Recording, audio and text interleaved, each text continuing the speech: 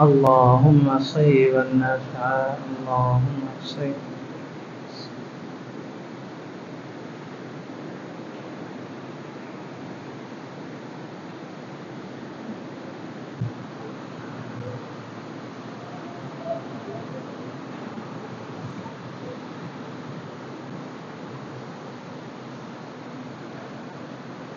اللهم صل على محمد وعلى آل محمد كما صليت على إبراهيم وعلى آل إبراهيم إنك حميد مجيد. اللهم بارك على محمد وعلى آل محمد كما باركت على إبراهيم وعلى آل إبراهيم إنك حميد مجيد. الحمد لله نحمده ونستعينه ونستغفره ونؤمن به ونتوكل عليه ونعوذ بالله من شرور أنفسنا ومن سيئات أعمالنا. من يهده الله فلا مضل له ومن يضلله فلا هادي له. ونشهد أن لا إله إلا الله وحده لا شريك له، له الملك وله الحمد وهو على كل شيء قدير. ونشهد أن محمدا عبده ورسوله أرسله بالحق بشيرا ونذيرا وداعيا إلى الله بإذنه وسراجا منيرا. أما بعد فقد قال الله تبارك وتعالى في كلامه المجيد وفرقانه الحميد بعد أعوذ بالله من الشيطان الرجيم. بسم الله الرحمن الرحيم. إن عدة الشهور عند الله 12 شهرا في كتاب الله يوم خلق السماوات والأرض منها 4 حرم. وقال رسول الله صلى الله عليه وسلم أفضل الصيام بعد رمضان شهر الله المحرم. وقال عليه الصلاة والسلام من صام يوم عاشوراء إني أحتسب على الله أن يكفر السنة التي قبله أو كما قال رسول الله صلى الله عليه وسلم. صدق الله العلي العظيم وصدق رسوله النبي الكريم ونحن على ذلك لمن الشاهدين والشاكرين والحمد لله رب العالمين.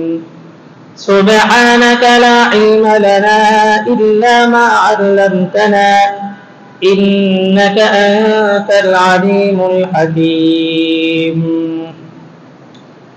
بلغ العلا بكماله كشف الدجى بجماله حسنت جميع خصاله صلوا عليه وآله.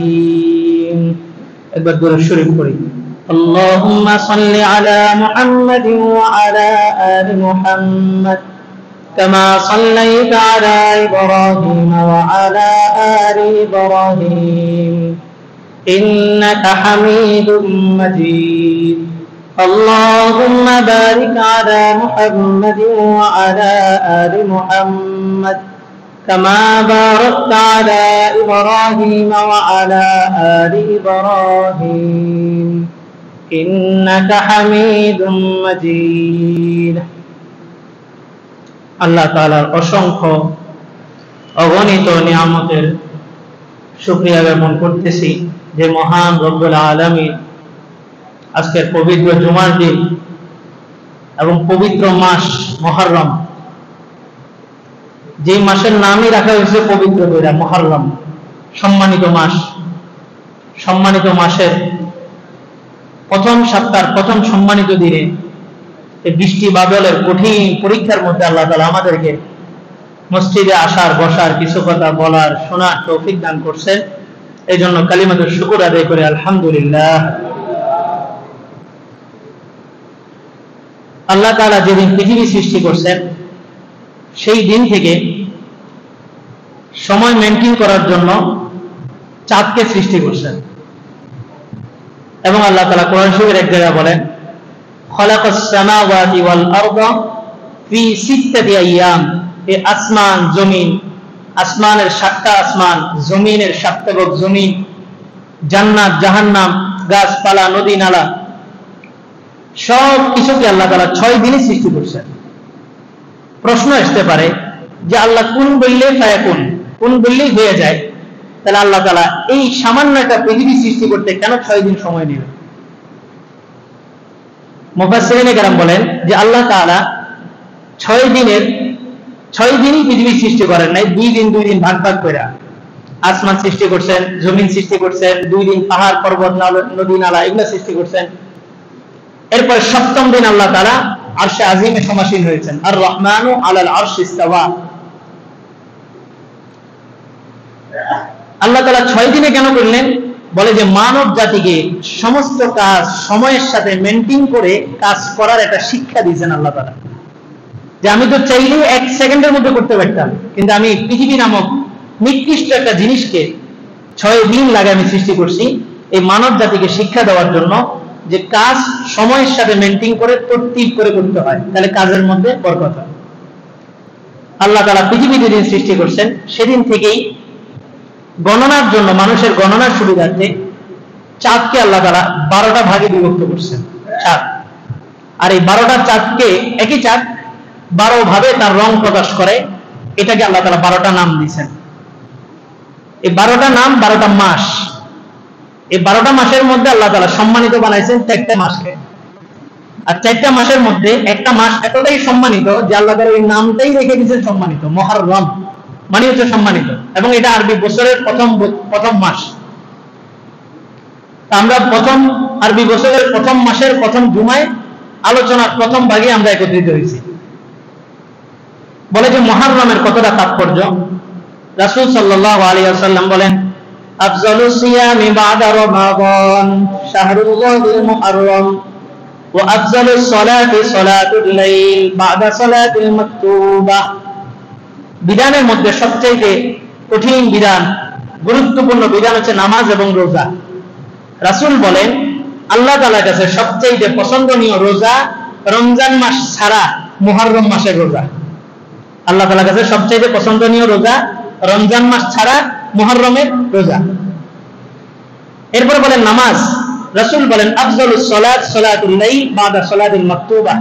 যে নামাজ আল্লাহ তাআলার কাছে সবচেয়ে পছন্দনীয়, এই ফরজ 5 ওয়াক্ত নামাজের বাহিরে আল্লাহ তাআলার কাছে রাতের নফল নামাজটা বেশি পছন্দনীয়। ফরজ নামাজের তো কোনো তুলনাই হয় না, ফরজ রমজানেরও কোনো তুলনা হয় না, কিন্তু এই ফরজের বাহিরে আল্লাহ তাআলার কাছে সবচেয়ে পছন্দনীয় রোজা মুহররম মাসের রোজা, আর সবচেয়ে পছন্দনীয় নামাজ রাতের নফল নামাজ, তাহাজ্জুদ নামাজ। এই মাসের প্রতিটা দিনই তাৎপর্যপূর্ণ। তার মধ্যে সবচেয়ে গুরুত্বপূর্ণ একটা দিন, একটা দিবস, একটা তারিখ, সেটা হলো 10 মুহররম। আশুরা বলা হয়। আশুরা মানে আশরুন, আশরুন মানে 10, আরবিতে আশরুন মানে 10, ওখান থেকে আশুরা মানে হচ্ছে 10 মুহররম। আমাদের এই ভারত উপমহাদেশে 10 মুহররম বললে আমাদের মাথায় একটা চিত্র আসে, কারবালা। এক জুমায় বলছিলাম মানুষ প্রতিটা বস্তুর চিত্র দ্বারা মুখস্থ করে। হুজুর বললে একটা জুব্বা, টুপি, পাগড়ি, দাড়ি, এগুলোর চিত্র আসে। হ্যাঁ, তো 10 মুহররম বললে আমাদের মাথার মধ্যে আসে কারবালা। কিন্তু এই 10 মুহররম কারবালার সাথে সম্পৃক্ত না। এই 10 মুহররম আল্লাহর কাছে পৃথিবী যে সৃষ্টি করছে ওই দিন থেকেই তাৎপর্যপূর্ণ। তাফসীরের ক্লাসে গতকালকে সকালে বলছিলাম যে আদম আলাইহিস সালামকে সৃষ্টি করছে 10 মুহররম, পৃথিবী সৃষ্টি করছে 10 মুহররম, আদম আলাইহিস সালামকে জান্নাতে ঢুকাইছে 10 মুহররম, জান্নাত থেকে বের করছে 10 মুহররম, নূহ আলাইহিস সালামকে প্লাবন থেকে মুক্তি দিয়েছে 10 মুহররম, মূসা আলাইহিস সালামকে বনী ইসরাইলের হাত থেকে নাজাত দিয়েছে 10 মুহররম। এবং এতটাই তাৎপর্যপূর্ণ যে এই 10 মুহররমেই এই পৃথিবীকে ধ্বংস করা হবে, এই 10 মুহররমে কিয়ামত মহাপ্রলয় সংগঠিত হবে। তো এই 10 মুহররমে হুসাইন রাদিয়াল্লাহু তাআলা আনহু শহীদ হয়েছেন, এই কারণে হুসাইন রাদিয়াল্লাহু তাআলা আনহুর মর্যাদা বৃদ্ধি পেয়েছে। কিন্তু হুসাইন রাদিয়াল্লাহু তাআলা আনহুর শহীদ হওয়ার কারণে 10 মুহররমের কোনো মর্যাদা বৃদ্ধি পায়নি, এটা তো আগে থেকেই আল্লাহর কাছে তাৎপর্যপূর্ণ। বরং এই দিনে হুসাইন রাদিয়াল্লাহু তাআলা আনহুর ইন্তেকাল হওয়ার কারণে ওনার মর্যাদাটা আরো বেশি উঠছে। এই 10 মুহররম রাসূল কি করতেন? এই 10 মুহররম রমজানের রোজা ফরজ হওয়ার আগে মুসলমানদের জন্য একটা রোজা রাখা ফরজ ছিল। রমজানের রোজা ফরজ হওয়ার আগে এই রোজাটা রাখা মুসলমানদের জন্য ফরজ ছিল। যখন রমজানের রোজা ফরজ হয়ে গেল তখন রাসূল বললেন, মান শাআ সামা ওয়া মান শাআ তারাকা, যে ব্যক্তি চাইবে 10 মুহররমের রোজা রাখতে পারবে, যে চাইবে না সে এটা বাদও দিতে পারবে। তার মানে এটা মুস্তাহাব, করতেই হবে, আবশ্যক না। এরপরে রাসূল বলেন, আমি এই দিনে রোজা রাখি। মদিনাতে গেলেন, মদিনাতে যাওয়ার পরে দেখলেন যে ইহুদিরা এই 10 মুহররম 10 তারিখ মুহররমে রোজা রাখে। রাসূল জিজ্ঞেস করলেন, লিমাযা তাসুম, তোমরা এই দিনে কেন রোজা রাখো? ইহুদিরা জবাব দিল, হাযা ইয়াউমুন আযীম ওয়া ইয়াউমুন সালিহুন নাজ্জাল্লাহু মূসা মিন আদুবিহিম, এই দিনটা একটা নেককার দিন, এটা মহৎ, এটা বড় একটা দিন। কেন? নাজ্জাল্লাহু মূসা মিন আদুবিহিম, বনী ইসরাইল এবং মূসা আলাইহিস সালামকে আল্লাহ তাআলা এই দিনে ওই সমুদ্র থেকে, ফেরাউনের হাত থেকে মুক্তি দান করছে।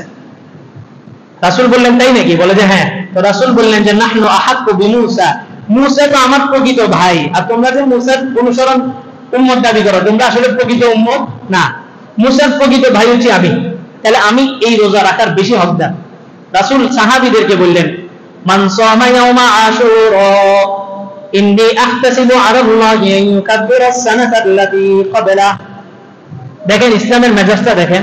রাসূল বলতে পারতেন এই তোমরা রোজা রাখো, রাসূল এটা বলেন নাই।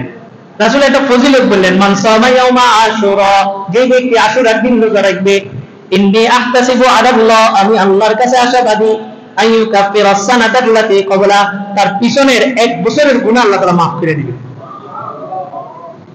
রাসূল বলতে পারতেন রোজা রাখো, কিন্তু রাসূল এটা বলেন নাই, রাসূল ফজিলত বলছেন। আমরাও রোগ নির্ণয় করি, এই সুদ খাওয়া হারাম, জিনা করা হারাম, এটা করা হারাম, ওটা করা হারাম, তো মানুষ এটা থেকে ফিরে না। যদি বলতাম যে সুদ না করলে আল্লাহ তাআলা এই ফজিলত, জিনা না করলে আল্লাহ তোমাকে এই বিনিময় দিবে, চুরি না করলে আল্লাহ তোমাকে এই বিনিময় দিবে, তখন মানুষ এই ফজিলতের কারণে ওটা থেকে দূরে সরে আসে। রাসূল সাহাবীদেরকে বলতেছে, এই আশুরার দিনে যে ব্যক্তি রোজা রাখবে, আমি আল্লাহর কাছে আশাবাদী, অবশ্যই আশাবাদী, আল্লাহ তাআলা অবশ্যই তার পিছনের 1 বছরের সগীরা গুনাহ maaf করে দিবেন। এবার সাহাবায়ে কেরাম রোজা রাখা শুরু করছে 10 মুহররম। এবার দেখেন যখন রোজা রাখা শুরু করছে, ইহুদিরাও 10 তারিখে রোজা রাখে, সাহাবায়ে কেরামও 10 তারিখে রোজা রাখে। সাহাবায়ে কেরামের কাছে এটা পছন্দ হয় নাই। আজকে মুসলমানের কৃষ্টি কালচার আর বিধর্মীদের কৃষ্টি কালচার এক, কিন্তু আমি মুসলমান, আমার মধ্যে এটা উপলব্ধি আসেই না যে আমার কৃষ্টি কালচার তার সাথে মিলে যেতেছে, এই উপলব্ধিটা আমাদের মধ্যে আসেই না। সাহাবায়ে কেরাম রাসূলকে এসে বললেন, রাসূল তারাও 10 তারিখে রোজা রাখে, আমরাও 10 তারিখে রোজা রাখি, এটা আবার কেমন? রাসূল বললেন যে সুমু ইয়াউমা আশুরা ওয়া ফারাকুল ইয়াহুদ, ঠিক আছে, আগামী বছর যদি আমি বেঁচে থাকি, আমুল মুকবিল, আগামী বছর যদি আমি বেঁচে থাকি, তাহলে 9, 10 অথবা 10, 11 দুইটা রোজা রাখবো। ফারাকুল ইয়াহুদ, এই রোজা রাখার মধ্যে তোমরা ইহুদিদের বিরোধিতা করো, ইহুদিদের বিরোধিতা করো। 3টা সময় নামাজ পড়া নিষেধ, সূর্য যখন উঠে, সূর্য যখন মাথার উপর, সূর্য যখন ডুবে। কেন নিষেধ? তো এটা বলেন। যারা অগ্নি পূজারী, আগুন পূজা করে, তারা সূর্যকে পূজা করে, কারণ সূর্য কিসের তৈরি? আগুনের তৈরি। সূর্যের ভিতরে যদিও কার্বন অক্সাইডের আছে, অক্সিজেন আছে, সূর্যের ভিতরে পুরোটাই পানি, বিজ্ঞানের গবেষণা, এটা আল্লাহ তাআলার একটা কুদরত। আমাদের পেটের ভিতরে কি? পানি, কিন্তু আমাদের পেটের ভিতরে এত পরিমাণ গরম তাপমাত্রা দেওয়া আছে যে আপনি মাছের কাঁটা 1 সপ্তাহ 1 মাসও যদি চুলের মধ্যে জাল দেন, এই কাঁটা গলাইতে পারবেন না, কিন্তু এই কাঁটা গলা দিয়ে ভিতরে ঢুকে যাওয়ার সাথে সাথে আল্লাহ তাআলা গলায় দেন। ভিতরে এত পরিমাণ কঠিন গরম দিয়ে আল্লাহ তাআলা উত্তপ্ত করে রাখছেন এটাকে। তো সূর্যের ভিতরে পানি দেখলো এটা আল্লাহ তাআলার কুদরত, আল্লাহ তাআলা সূর্যটাকে গরম করে রাখছেন। সূর্য যখন উঠে, যখন মাথার উপরে যখন ডুবে, এই তিন সময় মূর্তি পূজারী যারা অগ্নি পূজারী তারা সূর্যকে পূজা করে। রাসূল বলছেন তোমাদের ইবাদত তাদের সাথে যেন না মিলে, তোমরা এই তিন সময় নামাজ পড়ো না। এই যে ইসলামের মেজাজ, এই মেজাজটা আপনারা বুঝতে হবে। রাসূল বললেন যে রোজা রাখো, তাহলে ইহুদিদের সাথে যেহেতু মিলে যায় তোমরা 9-10 রাখো অথবা 10-11 রাখো। একটা ফরজ বিধানের মধ্যেও রাসূল কি করতেছেন? ইহুদিদের বিরোধিতা। আল্লাহু আকবার। এবং রাসূল এটাকে এত গুরুত্ব দিতেন। সাফিয়া রাদিয়াল্লাহু তাআলা আনহা থেকে একটা হাদিস, আন সাফিয়া রাদিয়াল্লাহু তাআলা আনহা قالت لم يدع النبي صلى الله عليه وسلم أربعة। রাসূল সাল্লাল্লাহু আলাইহি ওয়াসাল্লাম তার জীবন দশায় চারটা কাজকে এতটাই গুরুত্ব দিয়েছেন যে কখনোই এই চারটা কাজ রাসূল ছাড়েন নাই। এক নাম্বার সিয়ামু ইয়াউমি আশুরা, আশুরার দিনের রোজা। ওয়া সালাসাতা আইয়ামিন ফি কুল্লি শাহর, প্রত্যেক মাসের তিনটা রোজা। আইয়ামে 20, 13, 14, 15, এই তিনটা রোজা রাসূল সব সময় রাখতেন। ওয়া আশরা যিলহিজ্জাহ, জিলহজ মাসের প্রথম 9টা রোজা, প্রথম 9টা রোজা রাসূল কখনোই ছাড়তেন না। 4 নাম্বার রাসূল যে জিনিসটাকে বেশি প্রাধান্য দিতেন ওটা হচ্ছে সালাহ রাকাআতাই ক্বাবলা সালাতিল ফজর, ফজর নামাজের পূর্বে 2 রাকাত সুন্নাত, ফজর নামাজের পূর্বে 2 রাকাত সুন্নাত। এখন আমাদের সমাজে কিছু লোক আছে আলে হাদিসরা, এরা বলে যে নামাজ দাঁড়ায় গেলে আর কোনো সুন্নাত নাই। অথচ ফজরের নামাজের সুন্নাতটা এতটাই গুরুত্বপূর্ণ, যখন আপনি পড়তে পারবেন না এই সুন্নাত আপনি সূর্য ওঠার পরে কাজা করতে হবে। যারা ফজর পড়ে না এদের তো সুন্নাতটা নিয়ে মাথা ব্যথা নাই, এরা ফতুয়া দেখায় যে সুন্নাত বলতে কোনো কিছু নাই, জুমার আগে সুন্নাত নাই, জুমার পরে সুন্নাত নাই, খালি নাই নাই নাই আছে, কোনো কিছু এটা বলে না। আসলে এই সুন্নাতের ফজিলত কি? বলে যে মান সাল্লা রাকাতাই ক্বাবলা সালাতিল ফজরি খায়রুম মিনাদ দুনিয়া ওয়া মা ফিহা। আল্লাহ রাসূল বলেন এই ফজরের নামাজের পূর্বে 2 রাকাত সুন্নাত দুনিয়া, পৃথিবী এবং পৃথিবীর ভিতরে যত বস্তু আছে সব কিছুর থেকে লক্ষ কোটি গুণ উত্তম। 2 রাকাত। আল্লাহ, এই 2 রাকাত আমরা পড়বো তো? হ্যাঁ, আল্লাহ আল্লাহ তাআলা কবুল করুন। তো এই 4টা কাজ রাসূল কখনোই ছাড়তেন না। তো 10 মুহররমের রোজাটা আমরা রাখবো তো ইনশাআল্লাহ। এটা রেখে কি হবে? পিছনের এক বছরের গুনাহ মাফ। আর আরাফাত দিনের এক রোজা, মান সামা ইয়াউমা আরাফাতা তাসিবু আলাল্লাহি আন ইউকাফিরা সানাতাল্লাতী ক্বাবলাহু ওয়াস সানাতাল্লাতী বাদা। আরাফাত দিনের একটা রোজা, 9 আরাফা যে রোজাটা রাখা হয় এটা পিছনের এবং পূর্বের, সামনের এবং পিছনের 2 বছরের গুনাহ মাফ করে দেয়। আর ব্যাখ্যার মধ্যে আসছে যে ব্যক্তি আরাফার রোজা রাখবে তার সামনের 1 বছরের গুনাহ মাফ, এর মানে হলো তার সামনের 1 বছরের হায়াত আল্লাহ তাআলা বাড়ায় দিবেন। সুবহানাল্লাহ।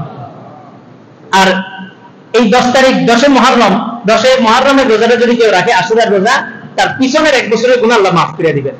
তো তাহলে আমরা 9-10 রাখতে পারি অথবা 10-11, এই 2টা রোজা। 9-10 রাখাটা উত্তম, কারণ আপনি 10 তারিখ রাখার পরে 11 তারিখে তো নাও রাখতে পারেন, তাহলে ইহুদিদের সাথে আপনার রোজাটা এক হয়ে গেল। এই কারণে আমরা রাখবো কোনটা? 9-10।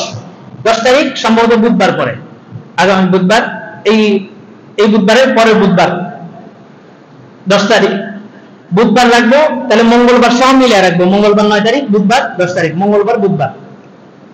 আল্লাহু আকবার। আজকে হচ্ছে 5 মুহররম, তাহলে এই বুধবার মঙ্গলবার এবং বুধবার। বুধবার হচ্ছে আশুরা আর মঙ্গলবার হচ্ছে 9 তারিখ, এই 2টা দিন আমরা রাখার চেষ্টা করব। আল্লাহু আকবার। এই আশুরার মুহররমের 10 তারিখের রোজার সম্পর্কে বুঝছেন তো? হ্যাঁ, রাখবো তো ইনশাআল্লাহ। আল্লাহ তাআলা সবাইকে কবুল করুন। এবার আসেন এই আশুরার প্রেক্ষাপটটা কি? 10 মুহররম আমি সংক্ষিপ্ত আকারে আলোচনা টানবো, আমরা একটু মানে এদিক সেদিক গাড় ঘুরে না, গাড় ঘুরে আমি আলোচনা এলোমেলো যাবো, আর আপনি একটু অমনোযোগী হলে আপনার আলোচনা হারায় দিবেন। হুসাইন রাদিয়াল্লাহু তাআলা আনহুর কারবালা যে ইতিহাসটা, এই ইতিহাসটা বুঝতে হলে আপনাকে যেতে হবে খোলাফায়ে রাশিদিন আবু বকর, ওমর, ওসমান, আলী, এই 4 জনের খেলাফত থেকে টানতে হবে। নাহলে শুধু হুসাইন কারবালায় গেছে আর হুসাইনের জন্য আপনি ইয়া হুসাইন বলে শরীরের রক্ত ঝরাইলেন আর সারাটা বছর আপনি ইয়াজিদের গোলামি করলেন, এটা কারবালার ইতিহাস না। কারবালার প্রতিটা পয়েন্টে পয়েন্টে আমাদের জন্য শিক্ষা আছে। এখন তো কারবালার ঘটনা হয়ে গেছে, বাস কতক্ষণ টানে, সবাই কান্নাকাটি করে, 10 তারিখ শেষ, আবার যেয়েছি। আল্লাহ রসুলের জীবদ্দশায়, আল্লাহ রসুলের পরে কে খলিফা হবেন আল্লাহ রসুল ইশারা দিয়ে গেছেন। খলিফা নির্ধারণ হয় 4 ভাবে, একটা হচ্ছে ইশারা, আরেকটা হচ্ছে সরাসরি মিলাদে যে আমার পরে অমুক হবে, আরেকটা হচ্ছে নির্দিষ্ট বিশেষ একটা টিম নির্ধারণ করা হয়, আরেকটা হচ্ছে জনগণের রায় নেওয়া হয়। একটা পদ্ধতিতে খেলাফত নির্ধারণ হয়। প্রথম প্রকারে আসি, আল্লাহ রাসূলের জীবদ্দশায় আল্লাহ রাসূল একদিন আবু বকর রাদিয়াল্লাহু আনহুকে বললেন, তুমি নামাজ পড়াও, আমি তো তাড়াতাড়ি নামাজে মনোযোগ দিবেন। আবু বকরকে বললেন যে তুমি নামাজ পড়াও। আবু বকর যখন নামাজ পড়াইছেন, এর দ্বারা বোঝা গেল ইমামতির মতো দায়িত্ব রাসূল কাউকে দেন নাই, আবু বকরকে দিয়েছেন। তার মানে রাসূলের পরে ইমাম মানে হচ্ছে নেতা, রাসূলের পরে অটোমেটিক নেতা হয়ে যাবে কে? আবু বকর রাদিয়াল্লাহু আনহু। এটা একটা ইশারা। রাসূল চলে যাওয়ার পর আবু বকর রাদিয়াল্লাহু আনহু খেলাফতে আসলেন। আসার পরে এই পুরো খেলাফতটাকে ধ্বংস করার জন্য আব্দুল্লাহ ইবনে সাবা, এই নামটা মনে রাখবেন, আব্দুল্লাহ ইবনে সাবা সে ইহুদি একজন লোক, সে মুসলমানের বেশ ধরছে, মুসলমান সাজছে। সাজার পরে তাকে সবাই মাথায় উঠে রাখছে। আমাদের দেশে দেখেন না কিছু নতুন মুসলমানদের মানুষ বক্তা বানায় দেয়, নতুন মুসলমান হয়েছে, এই আবার বিভিন্ন জায়গায় মসজিদে টাকা কালেকশন করতে করতে কয়েক কোটি টাকার মালিক হয়েছে। এটা একটা ট্রেন্ড হয়ে গেছে এখন। আব্দুল্লাহ ইবনে সাবা যখন মুসলমান সাজছে, সাজার পর আব্দুল্লাহ ইবনে সাবাকে সবাই বড় আলেম মনে করতে লাগলো। এত বড় একটা কুরবানি, ইহুদি থেকে মুসলমান হয়ে গেছে। মূলত সে মুসলমান হয়েছে মুসলমানদের এই খেলাফত ব্যবস্থাকে ধ্বংস করার জন্য। কারণ মুসলমান খেলাফত ধ্বংস হয়ে গেলে তখন আর ইসলাম থাকবে না। ইসলাম না থাকলে কি থাকবে? ইহুদিবাদ। পৃথিবীর সমস্ত মানুষ ইহুদিদেরকে অনুসরণ করবে। এই কারণে সে মুসলমান হয়ে আসলো, এসে আবু বকর রাদিয়াল্লাহু তাআলা আনহুর বিরুদ্ধে মানুষজনকে উদ্বুদ্ধ করতে লাগলো খেলাফত ধ্বংস করার জন্য। আবু বকর রাদিয়াল্লাহু তাআলা আনহু ছিলেন একটু সরল মনা, কিন্তু এই ইসলামের বিষয়ে উনি খুব কঠোর ছিলেন। আবু বকর রাদিয়াল্লাহু আনহু হত্যা করলে কিভাবে? অনেক একটা ঘরের মধ্যে আটকানো হলো। এই দৃশ্য, এই সংবাদ যখন ওমর রাদিয়াল্লাহু তাআলার কাছে গেল, তখন ওমর রাদিয়াল্লাহু তাআলা কিছু সাহাবীদের যুবকদের একটা টিমকে ওই আবু বকর রাদিয়াল্লাহু তাআলার বাড়ির সামনে দিয়ে ঘেরাও করে দিতে বললেন যে তোমরা পাহাড়ে দাঁড়াও, কোন বিদ্রোহী যেন আবু বকরকে কি না করতে পারে, হামলা করতে না পারে। সাদাই করতে আব্দুল্লাহ ইবনে সাবা সে আবু বকর রাদিয়াল্লাহু তাআলার বাড়ির সামনে দিয়ে নামিয়ে দিলেন। আবু বকর রাদিয়াল্লাহু তাআলার বাড়ির পিছনের সাইডে সানসেট ভাইয়া ভিতরে ঢুকছে। ওইখানে যে কয়জন লোক ছিল তার মধ্যে একজন, না এটা ওসমানের ঘটনা, আবু বকর রাদিয়াল্লাহু আনহুর ইন্তেকালের আগে আবু বকর রাদিয়াল্লাহু আনহু বললেন যে আমার পরে আমি খেলাফতের যোগ্য হযরত ওমরকে মনে করি, এবং হযরত ওমরকে এটা প্রকাশ্যে বলে দিয়েছেন যে আমি ওমরকে মনে করি। রাসূল বলছেন ইশারায়, আর আবু বকর বলছেন প্রকাশ্যে যে আমার পরে খেলাফতের যোগ্য একমাত্র হযরত ওমর। ওমর রাদিয়াল্লাহু আনহু যখন আবু বকর রাদিয়াল্লাহু আনহু পরে খেলাফতে বসলেন, আবু বকর রাদিয়াল্লাহু আনহুর খেলাফত কাল ছিল 2 বছর, ওমর রাদিয়াল্লাহু আনহুর খেলাফত কাল ছিল 10 বছর। একদিন ফজরে ওমর রাদিয়াল্লাহু আনহু দাঁড়ানো, ওয়াহশী একজন গোলাম আয়েশা হযরত ওমর রাদিয়াল্লাহু আনহুর পেটের মধ্যে 6-7 জায়গায় ছুরি ঢুকাইছে, খঞ্জন ঢুকাই দেওয়ার পরে এই হত্যাকারী সে আর কাঁপা করতে যেতে পারে না। দেখেন ইসলামের মেজাজ সাহাবায়ে কেরাম কিরকম বুঝছেন। সাহাবায়ে কেরাম শক্ত হয়ে দাঁড়ায় গেছেন, এরা আর পার হইতে দেন নাই, কাটার ডিঙ্গে পার হইতে দেন নাই, সবাই দাঁড়ায় গেছে। তো সে পার হইতে না পাইরা আরো 6-7 জন সাহাবীকে আঘাত করছে। ওমর রাদিয়াল্লাহু আনহু নামাজে দাঁড়ানো, উনি নামাজ ছাড়েন নাই, পিছন থেকে আব্দুর রহমান ইবনে আউফকে সামনে এনে দিয়েছেন যে বাকি নামাজটা তুমি পড়াও। হযরত ওমর রাদিয়াল্লাহু আনহু এই জায়গাটাতে একটা ছিদ্র হয়ে গেছে। ছিদ্রটা এতটাই গভীর হয়েছে যে ওমর রাদিয়াল্লাহু আনহুকে দুধ পান করানো হয়েছে, দুধ হজম না হয়ে এই ছিদ্র দিয়ে বের হয়ে গেছে। তখন ওমর রাদিয়াল্লাহু আনহু বললেন যে আমার পরে তোমরা একজন 6 জনের একটা বিশিষ্ট টিম গঠন করে দিলেন, এই 6 জন নির্ধারণ করবে যে পরবর্তী খলিফা কে হবে। তো 6 জনের টিম ওনারা নির্ধারণ করলে যে পরবর্তী খলিফা হবে ওসমান রাদিয়াল্লাহু তাআলা। এই ওসমান রাদিয়াল্লাহু তাআলা আমলে আয়েশা ওই খারিজি ওই ইহুদিদের সাবাই আব্দুল্লাহ ইবনে সাবা সে পরিকল্পনা করে হযরত ওসমানকে হত্যা করলো। ওই যে বাড়ির পিছন দিয়ে ঢুকছে, বাড়ির পিছন দিয়ে যখন ঢুকছে এদের মধ্যে একজন ছিল আব্দুল্লাহ ইবনে আবু বকর, আবু বকর রাদিয়াল্লাহু তাআলার সন্তান আব্দুল্লাহ। সে আয়েশা ওসমানের দাড়ি ধরছে। ওসমান রাদিয়াল্লাহু তাআলা বললেন যে আজকে যদি তোমার বাবা যদি জীবিত থাকতো, তোমার বাবার সামনে কি তুমি এই দৃশ্যটা ঘটাইতে পারতা? আব্দুল্লাহ পিছন দিকে সরে গেছে। আব্দুল্লাহ ইবনে সাবার দল ভিতরে ঢুকিয়া হযরত ওসমানকে এক কোপ দিয়া এই গর্দানের উপর যখন কোপ দিছে, গর্দান থেকে রক্ত ফিনকি মেরা বের হইয়া ওসমান রাদিয়াল্লাহু তাআলার কোরআন শরীফের উপরে যায় পড়ছে। এই কোরআন এখনো পর্যন্ত মিশরের জাদুঘরে সংরক্ষিত আছে। যে আয়াতের উপরে এই রক্তটা যায় পড়ছে ওটা হচ্ছে সূরাতুল বাকারার 137 নম্বর আয়াত, যে আয়াতের অর্থ হচ্ছে ফাসায়াকফিকাহুমুল্লাহ, আল্লাহ তাআলাই তাদের জন্য যথেষ্ট। ওয়া সামিউল আলিম, পরে আয়াতে আছে সিবগাতাল্লাহ, আল্লাহ হচ্ছে সবচেয়ে সুন্দর রঙে রঙিন করে, আল্লাহর চাইতে ভালো রং করেনওয়ালা কেউ নেই। ওসমানের শহীদ হওয়ার পরেই মূল সমস্যা শুরু হয়েছে। এই যে মুসলমানদের মধ্যে রক্তপাত শুরু হয়েছে, আজও পর্যন্ত এই রক্তপাত বন্ধ হয়নি। ওসমান রাদিয়াল্লাহু আনহুর ইন্তেকালের পরে সাহাবায়ে কেরামের একটা টিম বসলো যে পরবর্তী খলিফা কে হবে। এখান থেকে অনেকে দলিল দেয়, কয় যে দেখেন গণতন্ত্র সিস্টেম। আসলে আলী রাদিয়াল্লাহু তাআলা আনহুকে নির্বাচন যদিও জনগণ থেকে নেওয়া হয়েছে, কিন্তু জনগণের সবাই রায় নেওয়া হয় নাই, নির্ভরযোগ্য জনগণ যারা তাদের রায় নেওয়া হয়েছে। আর গণতন্ত্রের সবচেয়ে খারাপ দিকটা কি জানেন? একজন রিকশাওয়ালার ভোট যতটা মূল্যবান, একজন মন্ত্রীর ভোটও একই সমান। বুঝেন নাই? একজন রিকশাওয়ালার ভোট আর একজন মন্ত্রীর ভোটের মধ্যে কোনো পার্থক্য নাই। এটা হচ্ছে গণতন্ত্রের সবচেয়ে নিকৃষ্টতম দিক। আলী রাদিয়াল্লাহু তাআলা আনহুকে যখন খেলাফতে বসানো হইল, আলী রাদিয়াল্লাহু তাআলা আনহুকে বসানোর পরে ওসমান রাদিয়াল্লাহু তাআলা আনহু ছিলেন ধনী ব্যক্তি, সবাইকে দান করতেন। সুলহ হুদায়বিয়ার মক্কা বিজয়ের সময় ওসমান রাদিয়াল্লাহু তাআলা আনহুকে আল্লাহ রাসূল পাঠাইছেন যে মক্কাবাসীর কাছে তুমি দাওয়াত নিয়ে যাও, কারণ মক্কার এমন কোনো ঘর নাই যে ঘরের অধিবাসী ওসমানের কোনো দান গ্রহণ করেনি। ওসমান রাদিয়াল্লাহু তাআলা ইন্তেকালের পরে সবাই মনে মনে ব্যথিত হয়ে গেছে যে এত বড় একটা ইসলামের ইতিহাসে সর্বপ্রথম হত্যা, খলিফাকে হত্যা করা হয়েছে। আম্মা জান আয়েশা রাদিয়াল্লাহু তাআলা ছিলেন হজ করতে গেছিলেন, একটা কাফেলা যায় আম্মা জান আয়েশা রাদিয়াল্লাহু তাআলাকে সংবাদ দিলেন যে ওসমান ওসমান শহীদ হয়ে গেছে। পরবর্তী খলিফাকে নিযুক্ত হলো, সবাই মিলে আলী রাদিয়াল্লাহু তাআলাকে খেলাফতের দায়িত্ব দিলেন। আলী রাদিয়াল্লাহু তাআলা যখন খেলাফতে বসলেন, আলী রাদিয়াল্লাহু তাআলা চাইলেন যে আমি আগে খেলাফতটাকে মজবুত করি, আমি যে বসছি গদিতে এটা আগে মজবুত করি, আশপাশের লোকগুলোকে আগে মজবুত করি, আমার লোকগুলোকে ঢোকাই, আব্দুল্লাহ ইবনে সাবা ইহুদিদের দলগুলোকে আগে বের করি, তারপরে আমি ওসমানের কাতালের বিচার করব। কিন্তু সবাই ছিল আবেগে, সবাই কথা হচ্ছে না প্রথম কাতালে ওসমানের কাতালের বিচার হবে, তারপরে খেলাফত প্রতিষ্ঠিত হবে। এমনকি আম্মা জান আয়েশা রাদিয়াল্লাহু তাআলা আনহার মতো ব্যক্তি যিনি জান্নাতি রমণীদের হবেন, দায়িত্বে দেখবেন, সর্দারনি হবে ফাতেমা রাদিয়াল্লাহু তাআলা, আম্মা জান আয়েশা রাদিয়াল্লাহু তাআলা আনহা নবী স্ত্রী, উনি পর্যন্ত বসে এসে গেলেন যে আগে ওসমানের হত্যার বিচার হবে, তারপরে খেলাফত প্রতিষ্ঠিত হবে। ওইদিকে মুআবিয়া রাদিয়াল্লাহু তাআলা আনহু ছিলেন শামে। মুআবিয়া রাদিয়াল্লাহু তাআলা আনহু বললেন যে হ্যাঁ আগে ওসমানের হত্যার বিচার হবে। সবাই ইমোশনাল হয়ে গেছে। আর আলী রাদিয়াল্লাহু তাআলা আনহু চাইলেন যে আমি এখন খেলাফতটা পাইছি, যেহেতু একটা হত্যাযোগ্য সংগঠিত হয়ে গেছে, এখন আগে পরিস্থিতিটাকে সামাল করি, এরপর আমি ওসমানের কতলের বিচার করব। আম্মা জান আয়েশা শুনলেন রাদিয়াল্লাহু তাআলা আনহা যে আলী এখন ওসমানের বিচার করবে না, ওসমানের কতলের বিচার করবে না, সে আগে খেলাফত প্রতিষ্ঠিত করবে। আম্মা জান আয়েশা বললেন তাহলে আমি মুআবিয়ার সাথে যে সন্ধি করে এই আলীর বিরুদ্ধে যুদ্ধ করব, কারণ মুসলমানকে হত্যা করলে, একজন মুসলমানকে যখন হত্যা করা হয়, এই মুসলমানের দিয়াত নেওয়া পৃথিবীর সমস্ত মুসলমানের উপরে ফরজ হয়ে যায়, সমস্ত মুসলমানের উপরে এটা দিয়াত কিসাস নেওয়া কি ফরজ হয়ে যায়। আম্মা জান আয়েশা রাদিয়াল্লাহু তাআলা আনহা চলে গেলেন শামের দিকে, রওনা হয়ে গেলেন। মক্কা থেকে হজ করে মদিনাতে আর যান নাই, চলে গেলেন কোন দিকে? শামের দিকে। আর ওই দিক দিয়ে হযরত মুআবিয়া রাদিয়াল্লাহু তাআলা আনহু উনি যখন শুনলেন যে আম্মা জান আয়েশা রওনা হয়েছে, উনিও সিরিয়া থেকে রওনা হয়ে গেলেন মদিনার দিকে, যে এখন আগে ওসমানের কতলের বিচার হবে, তারপরে খেলাফত প্রতিষ্ঠিত হবে। আলী রাদিয়াল্লাহু তাআলা আনহু সংবাদ পাইলেন যে আম্মা জান আয়েশা রাদিয়াল্লাহু তাআলা আনহা আলী রাদিয়াল্লাহু তাআলা আনহুর বিরুদ্ধে যুদ্ধ করার জন্য হযরত মুআবিয়ার সাথে হাত করতে যেতেছেন। কি যুদ্ধ? যে আগে ওসমানের বিচার হবে, তারপরে হচ্ছে খেলাফত প্রতিষ্ঠিত হবে। আলী রাদিয়াল্লাহু তাআলা আনহুর শাশুড়ি আম্মা জান আয়েশা তো আলীর শাশুড়ি, তো চিন্তা করলেন যে উনি তো আমার মা, উনি যদি বিপক্ষে দাঁড়ায় কিছু করার নাই।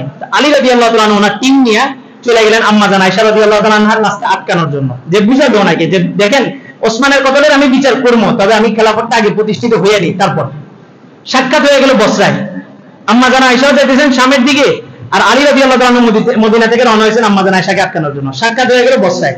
বসরায় সাক্ষাৎ হওয়ার পরে আম্মা জান আয়েশা রাদিয়াল্লাহু তাআলা আনহাকে আলী রাদিয়াল্লাহু তাআলা আনহু বিষয়টা বুঝাইছেন, এবং বুঝানোর পরে বুঝাইতে সক্ষম হয়েছেন, এবং দোনো দলে সাহাবী, আম্মা জান আয়েশার পক্ষেও সাহাবী, আবার আলী রাদিয়াল্লাহু তাআলার পক্ষেও সাহাবী, দোনো দল খুশি যে আমাদের মধ্যে রক্তপাত হওয়া ছাড়াই একটা সন্ধি হয়ে গেল। রাত্রে যখন সবাই ঘুমাইছে, ওই যে আব্দুল্লাহ ইবনে সাবা বলছিলাম, যার মূল উৎপত্তি হয়েছে খেলাফতকে ধ্বংস করার জন্য, সে দেখলো যায় হ্যাঁ আমি তো আমার মিশনে সাকসেস হতে পারলাম না, দোনো দল তো আপোষ হয়ে গেছে, তাহলে আর দ্বন্দ্ব হবে না, আর আমার তো মূল টার্গেট হচ্ছে দ্বন্দ্ব লাগানো। আব্দুল্লাহ ইবনে সাবা তার গোত্র নিয়ে চলে আসলো বসরায়, বসরা। আয়েশা তার গোত্রকে দুইটা ভাগে বিভক্ত করলো, এক ভাগকে পাঠাইলো আয়েশা রাদিয়াল্লাহু তাআলা আনহার যে তাবুর পিছনে, আরেক ভাগকে পাঠাইলো আলী রাদিয়াল্লাহু তাআলা আনহুর তাবুর পিছনে। দুই ভাগে বিভক্ত হয়েছে। হওয়ার পরে এদেরকে নির্দেশ দেওয়া ছিল রাতের গভীর রজনীতে তোমরা দুই পাশ থেকে তীর ছোড়া শুরু করবা, আর তীরটা এমন ভাবে ছুড়বা যে যেটা যায় শুধুমাত্র মুসলমানদের শিবিরের মধ্যেই পড়ে, তোমরা যেন আহত না হও। রাতে সবাই আনন্দের ঘুম, যে কোনো রক্তপাত ছাড়াই আমাদের মধ্যে সন্ধি হয়ে গেল। যখন শুইছে হঠাৎ অতর্কিত হামলা শুরু হয়ে গেল রাতের বেলা। তো সাহাবায়ে কেরাম স্বাভাবিক উঠছে, আলীর সাহাবীরা জিজ্ঞেস করলো কে হামলা করছে, তো না জানি একজন আরেকজনকে বলা বলি করতেছে, ওই তো আয়েশার সাহাবীরা হামলা শুরু করে দিল।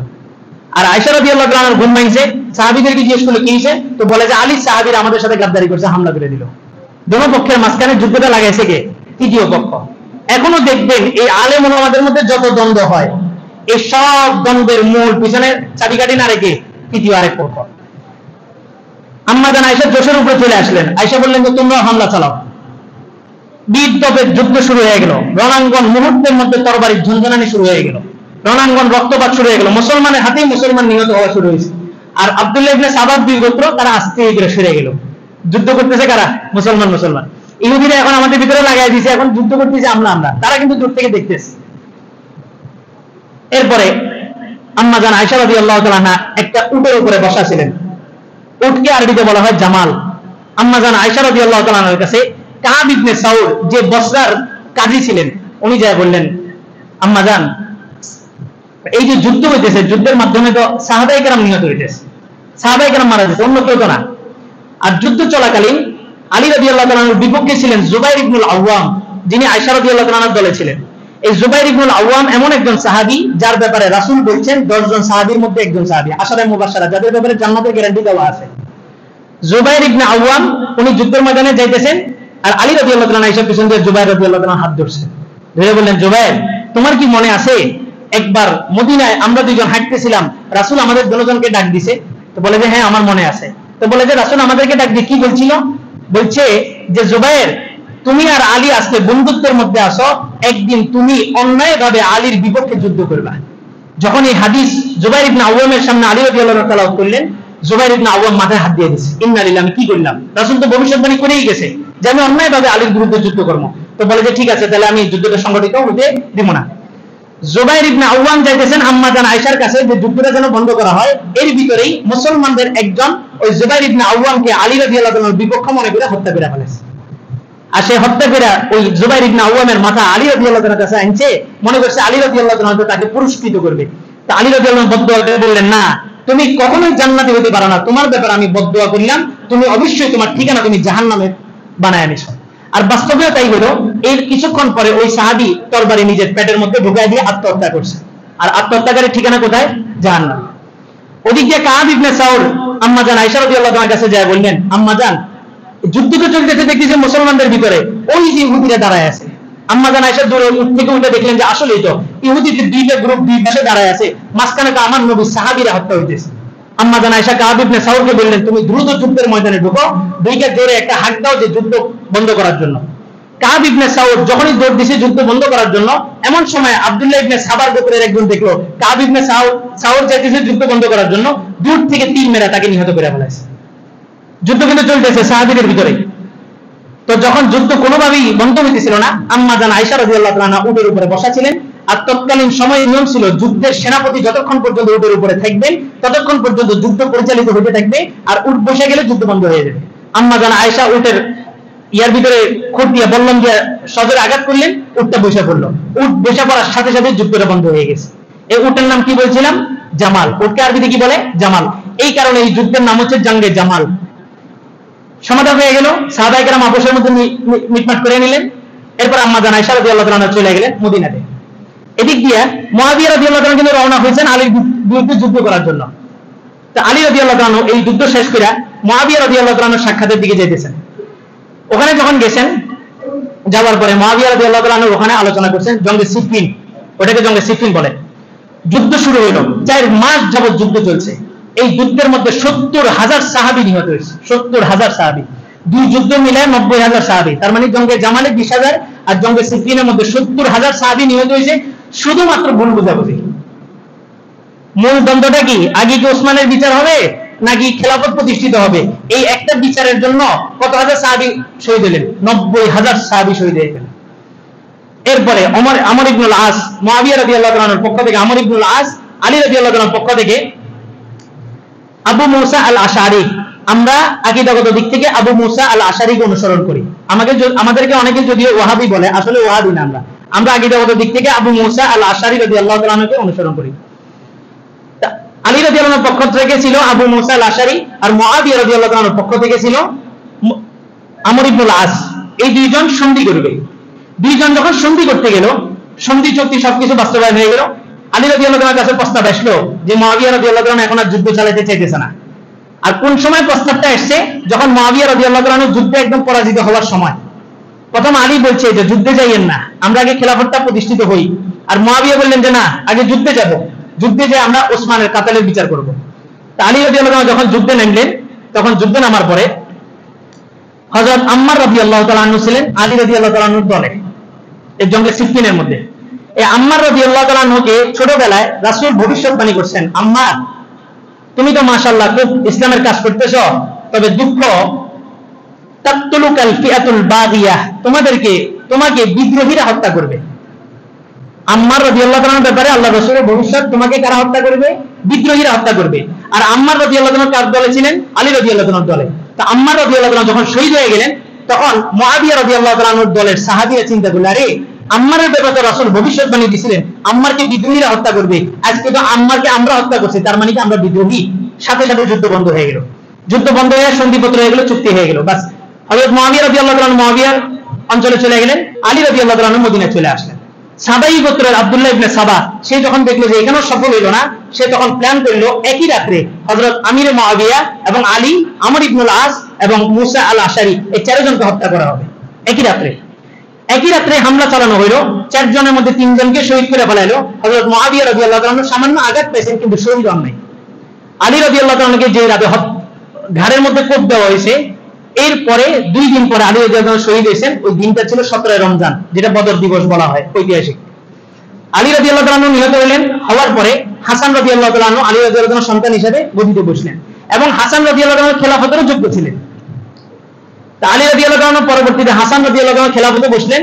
খেলাফত মদিনা থেকে নিয়ে গেলেন কুফায়। মদিনায় যেহেতু সমস্যা চলতেছে, মদিনা থেকে খেলাফত নিয়ে গেছিলেন কুফায়। কুফায় নিয়ে যাওয়ার পরে আলী রাদিয়াল্লাহু তাআলা ইন্তেকালের পরে অটোমেটিক হাসান রাদিয়াল্লাহু তাআলা খেলাফতে বসলেন। আর ওইদিকে আছে আমির মুআবিয়া রাদিয়াল্লাহু তাআলা, ওনাকে আহত করা হয়েছে কিন্তু হত্যা করতে পারেনি। আর এই সময়টাতে হযরত আমির মুআবিয়া রাদিয়াল্লাহু তাআলার নেতৃত্বে ইসলামের অনেকগুলা খেদমত হয়েছে, অনেকগুলা দেশ, অনেকগুলো অঞ্চল, বিশেষ করে আফ্রিকার অঞ্চলগুলা, যেগুলো জায়গায় ইসলাম ঢোকার দুর্লভ কষ্ট করছিল, ওই সমস্ত অঞ্চলগুলো বিজয় হয়েছে। এসে দিয়ে দেন না, সবাই চেহারা ঘামাই দিয়েছিল। আমির মুআবিয়া রাদিয়াল্লাহু তাআলা শাম থেকে পুরা বিশ্ব পরিচালনা করতেছেন, আর এদিকে মদিনার মধ্যে কুফার মধ্যে হযরত হাসান রাদিয়াল্লাহু তাআলা খেলাফত পরিচালনা করতেছেন। তো স্বাভাবিক দুইজন মুসলমান যখন দুই পাশ থেকে যখন খেলাফত পরিচালনা করতেছেন, মাঝখানের গ্রুপিং হয়ে গেছে আরেকটা। কেউ বলে যে আমরা হযরত মুআবিয়ার হাতে বায়াত হব, আর কেউ বলে যে আমরা হাসানের হাতে বায়াত হব। হাসান রাদিয়াল্লাহু তাআলার খেলাফত কাল ছিল 6 মাস, আলী রাদিয়াল্লাহু তাআলার খেলাফত ছিল 5.5 মাস, ওসমান রাদিয়াল্লাহু তাআলার খেলাফত ছিল 12 বছর। সবকিছু মিলে 30 বছর পর্যন্ত খেলাফতের কার্যক্রম পরিপূর্ণভাবে চলছে। এটাকে যত জায়গায় আনছে তত জায়গায় বলছি ইসলামের ইতিহাস। আর 30 বছর পরে যে সমস্ত ইতিহাসগুলো রচনা হয়েছে, এগুলা রচনা করছে মুসলিমদের ইতিহাস হিসাবে। ইসলামের ইতিহাস এত নিকৃষ্ট হতে পারে না। হাসান রাদিয়াল্লাহু তাআলার খেলাফতকালে যখন দ্বন্দ্ব শুরু হয়ে গেল মুআবিয়া এবং হাসান রাদিয়াল্লাহু তাআলা দুইজনের ভিতরে, তখন হাসান রাদিয়াল্লাহু তাআলা বললেন, আমার নানা একদিন আমাকে ছোটবেলায় ভবিষ্যৎবাণী করছেন যে আমার এই নাতি বড় একটা ফিতনা থেকে উম্মতকে বাঁচাবে, উম্মতকে 2 ভাগ হওয়া থেকে বাঁচাবে। এই হাদিস হাসান রাদিয়াল্লাহু তাআলা তেলাওয়াত করে এই হাদিস নিয়ে হযরত মুআবিয়া রাদিয়াল্লাহু তাআলার কাছে গেলেন, যা বললেন যে চাচা, আপনাকে আমি খেলাফতের যোগ্য মনে করি, আর আমি যদি এক পাশে খেলাফত চালাই, আপনি যদি আরেক পাশে চালান, মুসলমানদের ভিতরে একটা দ্বন্দ্ব হবে। আর আমার নানা ছোটবেলায় ভবিষ্যৎবাণী করে গেছে যে আমি বড় একটা দ্বন্দ্ব থেকে উম্মতকে বাঁচাবো, আমি খেলাফত পরিচালনা করব না, আমি খেলাফত আপনার হাতে দিয়ে দিলাম, তবে শর্ত হলো আপনি একা পরিচালনা করতে পারবেন না, সূরা গঠনের মাধ্যমে আপনি কি করতে হবে? পরিচালনা করতে হবে। আজকে অনেকে বলে সূরাই নিজাম নাকি কুফরি, তো হযরত হাসান কুফরি করে গেছে, মানে একক আমির তন্ত্র চলবে, কোনো মশলা নাই, কিছু নাই, আমির যেটা বলছে ওইটা, শরীয়তে এটার কোনো বিধান নাই। আচ্ছা, আল্লাহর কি পরামর্শ নেওয়ার প্রয়োজন ছিল? কিন্তু আল্লাহ ফেরেশতাদের সাথে পরামর্শ করেন নাই, আমি মানুষ বানাইতে চাইতেছি। এরা বলে যে সূরাই গঠন, সূরাই এটা নিজাম নাকি কুফরি নিজাম, নাউযুবিল্লাহ। অথচ ইসলামের সমস্ত বিধানের মধ্যে আমাদেরকে শেখানো হয়েছে মশলা করো, ওয়া আমরুকুম শুরা বাইনাকুম, সাহাবীদের ভিতরে পরামর্শ হয়েছে। তো মুআবিয়ার হাতে খেলাফত দেওয়া হয়েছে যে কটা শর্তে, তার মধ্যে একটা হচ্ছে কি, মুআবিয়া রাদিয়াল্লাহু তাআলা এককভাবে খেলাফত পরিচালনা করতে পারবেন না, উনি শুরাই নিজামের মাধ্যমে পরামর্শ ক্রমে উনি খেলাফতকে পরিচালনা করবেন। চলতেছে 40 হিজরিতে আলী রাদিয়াল্লাহু তাআলা ইন্তেকাল হলো, 40 থেকে 45 পর্যন্ত হাসান রাদিয়াল্লাহু তাআলার খেলাফত, আর 40 থেকে নিয়ে 60 পর্যন্ত 20 বছর একাধারে একক রাজত্ব চলছে হযরত মুআবিয়া রাদিয়াল্লাহু তাআলা।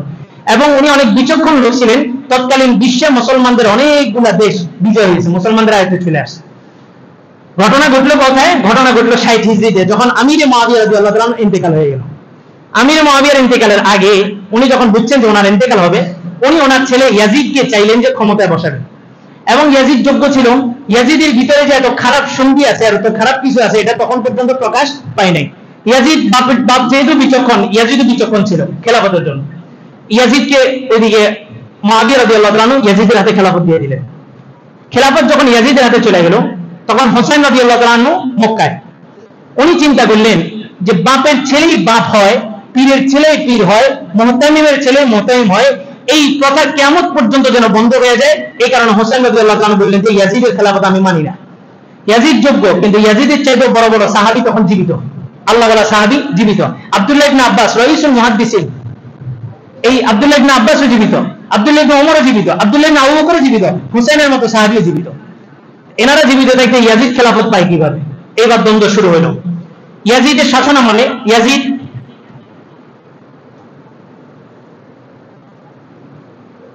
ইয়াজিদকে টোপ দিছে হযরত মুআবিয়া রাদিয়াল্লাহু তাআলা। মূল ঘটনা কি? মুআবিয়া রাদিয়াল্লাহু তাআলা বাবার নাম ছিল আবু সুফিয়ান, আর মুআবিয়া রাদিয়াল্লাহু তাআলা ছিলেন প্রতাপশালী একজন বাদশা, পুরো বিশ্বের জান্নাত হাড্ডা গেছে।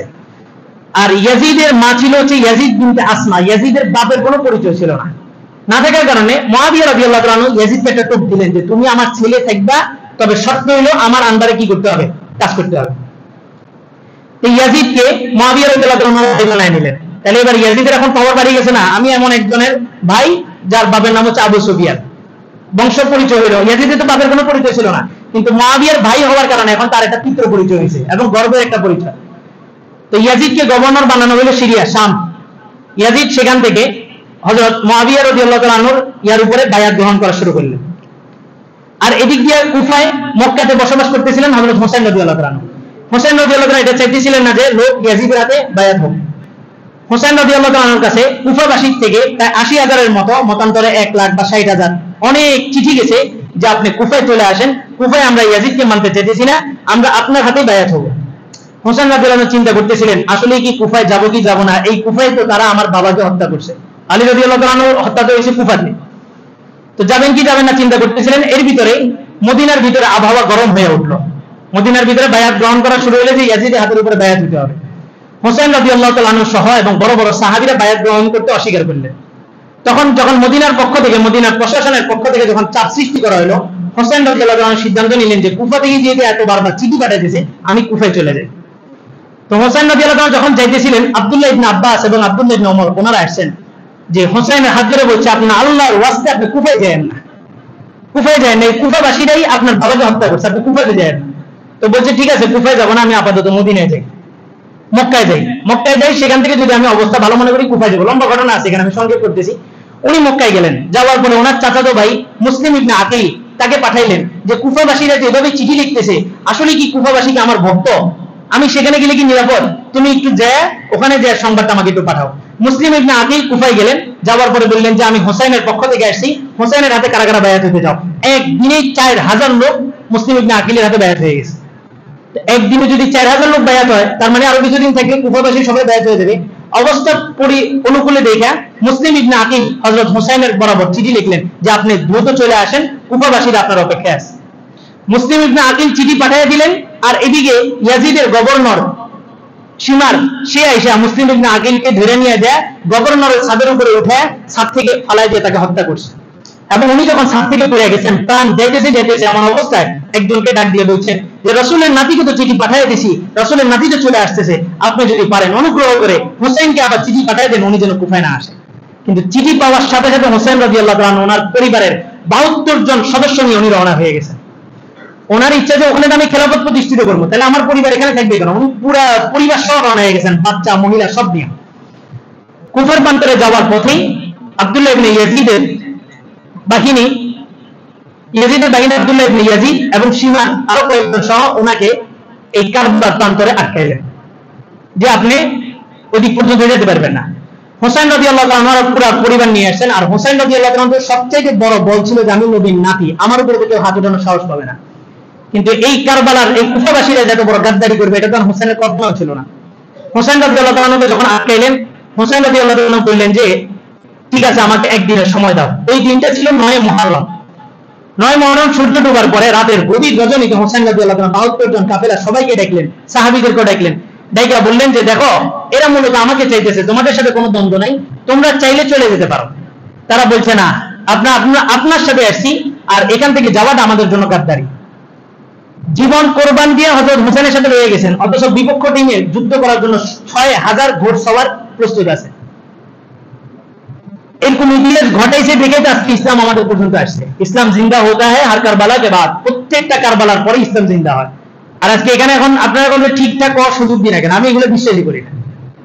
এখন একটু যদি বলি আপনারা কি বলেন ঠিক কিনা, তো আপনারা সবাই ঠিক বলবেন। এটা হচ্ছে মুহূর্তের ভিতরে উঠছেন, শেষ মেজাজ তৈরি করেন। এই যে হোসেনের সাথে যান বাজি রেখে হোসেনের সাথে রয়ে গেছে। পরের দিন সকালবেলা হোসেন রাদিয়াল্লাহু আনহু 3টা প্রস্তাব দিলেন। 1 নম্বর প্রস্তাব যে তোমরা আমার সাথে যুদ্ধ করো না, আমি যুদ্ধের প্রস্তুতি নিয়ে আসিনি, আমি আমার বিবি বাল বাচ্চা নিয়ে আসছি যুদ্ধ করার জন্য। নাকি মুসলমান কোথাও যুদ্ধে যেতে নিজের বিবি বাল বাচ্চাকে নিয়ে যায় না, বলে যে আমি আসছি খেলাফতের স্বপ্ন দেখা। আমার 1 নম্বর প্রস্তাব, তোমরা আমার সাথে যুদ্ধ না করে শুধুমাত্র আমাকে ইয়াজিদের সাথে সাক্ষাৎ করতে দাও, আমি ইয়াজিদের সাথে সাক্ষাৎ করব। 2 নম্বর প্রস্তাব, তোমরা যদি আমার সাথে যুদ্ধ করতেই হয়, আমি চাইতেছি না আমার মরণ কোনো মুসলমানের হাতেও, তোমরা যদি আমাকে মারতে হয় আমাকে কোনো একটা বর্ডারে পাঠিয়ে দাও যেখানে সীমান্তের মধ্যে আমি ইহুদিদের সাথে বিজয়ীদের সাথে যুদ্ধ করে সেখানে আমি শহীদ হব। 3 নম্বর প্রস্তাব, আমি যুদ্ধ বিগ্রহ চাইতেছি না, আমি যেভাবে মক্কা থেকে আসছি আমাকে মক্কায় চলে যেতে দাও। সীমার বললো যে না, হাতে পাখি পেয়া এই পাখিকে হাতছাড়া করা যাবে না। সীমার বললো যে আমরা যুদ্ধ করব। যুদ্ধের রণাঙ্গনে সবকিছু প্রস্তুত হয়ে গেল। আল্লাহু আকবার। হোসেন রাদিয়াল্লাহু তাআলা আনহু কুফাবাসীর এই নির্মম আচরণ দেখে তখন বলছিলেন যে আজকে কুফাবাসীরা আমাকে মেহমানি হিসেবে আনছিল, কিন্তু মেহমান হিসেবে এসে আমার সাথে কি করতেছে, গাদ্দারি করতেছে। কবি ইকবাল, আল্লামা ইকবাল বলছিলেন, মুঝে কুফা वालो मुसाफिर न समझो, मैं आया नहीं वो बुलाया गया हूँ। তারা বলতেছে আপনার সফরকারী এখানে আসলেন কেন? তো হোসেন বলতেছেন আমাকে মুসাফির মনে করুন, আমি তো মুসাফির হিসেবে আসি নাই, 80,000 চিঠি আমার কাছে পাঠাইছো। মুসলিম ইবনে আকিল আমাকে বলছে কুফাবাসী আপনাকে চাইতেছে, নিরাপদে আপনি আসতে পারেন, আমি তো মেহমান হিসেবে আনছি। আমাকে মেহমান হিসেবে আনায়া কে মেহমা বানা কর সতায়া গয়া হো, মেহমান বানায় আমাকে এইভাবে কষ্ট দিতেছ। मैं रोया नहीं वो रुलाया गया हूँ, আমি তো কান্দার ইচ্ছা ছিল না, কিন্তু আমাকে ক্রন্দন করতে তোমরা বাধ্য করছো। এই রণাঙ্গনের মধ্যে যুদ্ধ শুরু হয়ে গেছে। পানি, ফুরাত নদীর পাশে নদী ছিল, এই নদীর পানি তাদেরকে 8 তারিখ 9 তারিখ পানি পান করতে দেয় না, আর 10 তারিখ তো মুহররমের সংগঠন ঘটেই গেল, অঘটন তো ঘটেই গেল। হুসাইন রাদিয়াল্লাহু আনহু যখন বসে বসছেন, যুদ্ধ চলতেছে, হুসাইন রাদিয়াল্লাহু আনহু নিজের চোখের সামনে দেখলেন 72টা লোককে একের পর এক হত্যা করা হয়েছে। এই নির্মম হত্যাযোগ্য হুসাইন নিজের চোখে দেখছেন, তার কলিজার অবস্থাটা কি ছিল। খুদা জানে कैसी है ये मेजबानी, আল্লাহ জানে এটা কেমন মেহমানদারি। 72 प्यासों कहे बंदे पानी, 72 জনকে আনা হয়েছে, 72 জনই পিপাসার্থ ছিল, সব জায়গা থেকে পানি বন্ধ করা ছিল। মুকদ্দর में है हौজ কাউসার का पीना, তকদীরের মধ্যে লেখা আছে যে তুমি এখান থেকে শুধু গর্দানটা কাটবা আর ওখানে যে হাউজে কাউসারের পানি পান করবা। এখানে যারাই পিপাসার্থ শুধু এখানে গর্দানটা কাটবে আর ওখানে যে কিসের পানি পান করবে, হাউজে কাউসারের। मैं प्यासा नहीं वो पिलाया गया हूँ, আমি তো শাহাদাতের তামান্না নিয়ে এখানে আসি না, কিন্তু জোরপূর্বক তোমরা আমাকে হাউজে কাউসারের পানি পান করাইছো। হোসেন একটু ঝিমাইলেন, উল্টা হাসা শুরু করলেন। হাফসা রাদিয়াল্লাহু আনহা পাশে বসা ছিলেন, বললেন যে ভাতিজা কি হাসছো কেন? তো বলেন যে রাসূল আমাকে বলতেছে হোসেন তাড়াতাড়ি করো, তোমার জন্য তো অপেক্ষা করতেছি, ইফতার আমরা একসাথে করব। 10 তারিখ মুহররম হোসেন রোজা রেখেছে, বলে হোসেন তাড়াতাড়ি আসো, ইফতার আমরা একসাথে করব। সপ্তাহের মধ্যে দেখলেন আবু বকর, ওমর, ওসমান, আলী 4 জন একসাথে রাসূলের সাথে আসছে। ওইদিকে মক্কার একজন সাহাবিয়া মুমিনা সাহাবী, তিনি স্বপ্ন দেখলেন রাসূলের মাথার মধ্যে রক্ত মিশ্রিত, পাগড়ির মধ্যে রক্ত লাগানো, দাড়ি বুক সব জায়গার মধ্যে রক্ত মাখা। রাসূল দৌড়ে কোথায় জানি যাইতেছে, ডাক দিয়ে বললেন ইয়া রাসূলুল্লাহ কোথায় যাইতেছেন? তো বলে যে কারবালার প্রান্তরে আমার নাতিকে রক্তে রঞ্জিত করা হয়েছে। হোসেনের গায়ের মধ্যে 80টার উপরে তরবারির আঘাত ছিল, বর্ষার আঘাত ছিল। হোসেনকে কেউ হত্যা করার জন্য সামনে আগাইতে পারতেছিল না। সীমার এসে সামনে আয়সা বলতেছে আরে কি হইছে? হোসেন মাথা ঝুঁকাইতেছিল না, মাথা উঁচা করে রাখতেছে। এটাই সর কাটানা তো হাম জানতে হে, সর ঝুকানে কি আদত নেহি হে, গর্দান কাটা এটা তো আমাদের পূর্বসূরি আমাদেরকে শিখাই গেছেন, কিন্তু হকের মোকাবেলায় বাতিলের কাছে মাথা নত করে আমাদেরকে কেউ শিখায় দেন নাই। হোসেন এই কারবালার ইতিহাস এটাই। হোসেন তো চাইলে আপোষ করতে পারতেন, কিন্তু হোসেন মাথা নত করেন নাই। এই হোসেনের মাথাকে নত করার জন্য সীমার পিছন থেকে বর্ষা মারলো, বর্ষা এদিক দিয়ে ঢুকে এদিক দিয়ে বের হয়ে গেছে, মাথাটা আলাদা হয়ে গেছে। আল্লাহু আকবার। ঝুঁকা থা জো সরবার গাহে খুদা মে वही सर कलम हो गया करबला में। যেই মাথা সব সময় আল্লাহর সামনে নত হইতো, ওই মাথা কারবালার প্রান্তরে যায় কলমের আগা হয়ে গেছে। এই সীমার বর্ষা দিয়ে ঢুকায়া হুসাইনের মাথাটাকে, মাথার মধ্যে বর্ষা আটকে মাথাটাকে এভাবে উঁচা করে ধরছে। আল্লাহ, শাহাদত কি মঞ্জিল को पाया है मैंने, मैं मुरीदा नहीं हूँ जिलाया गया हूँ। শাহাদাতের দৃশ্য তো উনি দেখছেন, ওনার কাছে এটা তো কিছুই না। এই সীমার এই মাথাটাকে উঁচা করে পাঠিয়ে দিল ইয়াজিদের কাছে। ইয়াজিদকে দোষী কি দোষী না, এটা এই এখন ঘটনা থেকে বোঝা যাবে। ইয়াজিদ যখন মাথাটা দেখলো তো আফসোস করে বললো যে হোসেন, কারবালার প্রান্তরে যদি আমি থাকতাম তাহলে তোমার সাথে এই আচরণটা করতাম না। তো এতটুকু বক্তব্য দেখে অনেকে মনে করে ইয়াজিদ মুসলমান, কিন্তু পরবর্তী যে ঘটনাগুলো ঘটছে এগুলা দ্বারা প্রমাণিত হয় ইয়াজিদ মুসলমান ছিল না। এই সব কিছু হোসেনকে হত্যা করা, এই সবকিছু পরিকল্পনা তার ছিল। ইয়াজিদ বর্ষার আগা দিয়ে হোসেন রাদিয়াল্লাহু তাআলা মাথাটা, মস্তকটা এইভাবে রাখা, ওই মাথার মধ্যে এই ঠোঁটের মধ্যে ছিদ্র করতেছে। আনাস ইবনে মালিক সেখানে বসা ছিলেন, উনি লাফ দিয়ে ওইটা বললেন, এ বদমাশ খন্নাস, আমি বহুবার রাসূলকে দেখছি এই হোসেনের ঠোঁট দিয়ে রাসূল নিজের খিদা নিবারণ করছে, আর রাসূলের ঠোঁট এই হোসেনের দুই ঠোঁটের মাঝখানে রেখে হোসেনের খিদা নিবারণ করছে। হোসেন যখন ক্ষুধার্ত হইতো, হাসান হোসেন জনজন রাসূলের দরবারে গেলে রাসূল জিহ্বাটা বের করে দিতেন, কখনো ঠোঁটটা দিতেন, কখনো আঙ্গুল দিতেন। এই হাসান হোসেন রাসূলের জিহ্বা চুষতে চুষতে তাদের খিদা নিবারণ করত। আল্লাহু আকবার। এক নেশাকার ইতিহাস পুরো রচনা করে দিল, কারবালার ইতিহাস। আমরা কারবালার ইতিহাস পড়ি আর এই যে বাস হোসেন রাদিয়াল্লাহু তাআলার ইতিহাসটা জানি, আর হোসেনের ইতিহাস এখান থেকে জানি, কিন্তু কারবালার এই 10 মুহররম বাদ দিয়া, 10 মুহররম বাদ না, 10 মুহররমের মধ্যে এমন কিছু কাজ করা হয় যেটা ইয়াজিদের বাহিনী করে। পুরাটা বছর ইয়াজিদের মতো চলাফেরা করি, 10 মুহররম একদিন আমরা কি করি, হোসেনের ভালোবাসা দেখাই। এই সমস্ত হোসেন আমাদের আইডল হতে পারে না। ওই মেসি, নেইমার, ওই দিন ফজরের পরে দাঁড়িয়েলাম, এই পরিমাণ লোক ওই জায়গায় জেলখানার মোড়ে যে টিভি লাগাইছে খেলা দেখার জন্য আসছে। আজকে আমাদের আইডল তারা। একটা বলছে ওয়াহ ওয়াহ, কি প্রশংসা করি, অথচ রাসূলের হাদিস ইদা মুদিহাল ফাসিক, যখন কোন ফাসিকের প্রশংসা করা হয়, গদাবার রব, আল্লাহ তাআলা রাগান্বিত হন, এতটাই রাগান্বিত হন, ইত্তাজ্জা আরশু, তার আরশ পর্যন্ত কাঁপে ওঠে। একজন ফাসিক, ফাসিক মানে কি, যে মুসলমান কিন্তু ওই দাড়ি চাচে অথবা এই অনৈতিক কাজগুলো সে প্রকাশ্যে করে, তাকে বলা হয় ফাসিক। আর মেসি, নেইমার এগুলো কি মুসলমান নাকি? এগুলো সব হিন্দু, সব বিধর্মী, আর এদেরকে মুসলমান আইডল বানায় রাখছে। এদের প্রশংসা করে, অমুকে খুব ভালো খেলে অমুকে, আর এই প্রশংসার মাধ্যমে আল্লাহ তাআলার আরশ পর্যন্ত কাঁপে ওঠে। আল্লাহু আকবার।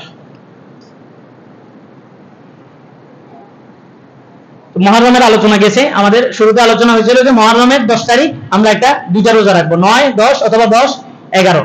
এই রোজা রাখার দ্বারা কি হবে, আমাদের পিছনের 1 বছরের গুনাহ আল্লাহ তাআলা মাফ করে দিবেন। আর কারবালার প্রেক্ষাপট, কারবালা থেকে আমাদের ইতিহাস এটাই যে কখনো আমরা হকের সামনে কি করব না, মাথা নত করব না। আলেম 3 প্রকার। ইবনুল কাইয়িম আল জাওজি রাহিমাহুল্লাহ বলেন, আলেম 3 প্রকার, উলামা উদ-দাওলা, উলামা উল উম্মাহ, উলামা উদ-দ্বীন। উলামা উদ-দাওলা বলা হয় রাষ্ট্রীয় আলেম, এরা হচ্ছে রাষ্ট্র যেদিকে এদের ফতোয়া সেদিকে। আর এটা হচ্ছে উলামা উদ-দ্বীন। এই উলামা উদ-দ্বীন বলা হয় যে মানুষের যোগসব কোন দিকে, কোন কথা বললে মানুষ গ্রহণ করবে, কোন কথা বললে মানুষ কষ্ট পাবে, এগুলো দেখে মাসালা বর্ণনা করে। আর উলামা উল উম্মাহ, উলামা উদ-দ্বীন হচ্ছে যারা কোনো কিছু পরোয়া করে না। উলামা উল উম্মাহ হচ্ছে যারা উম্মতকে দেখে শুনে মাসালা দেয়।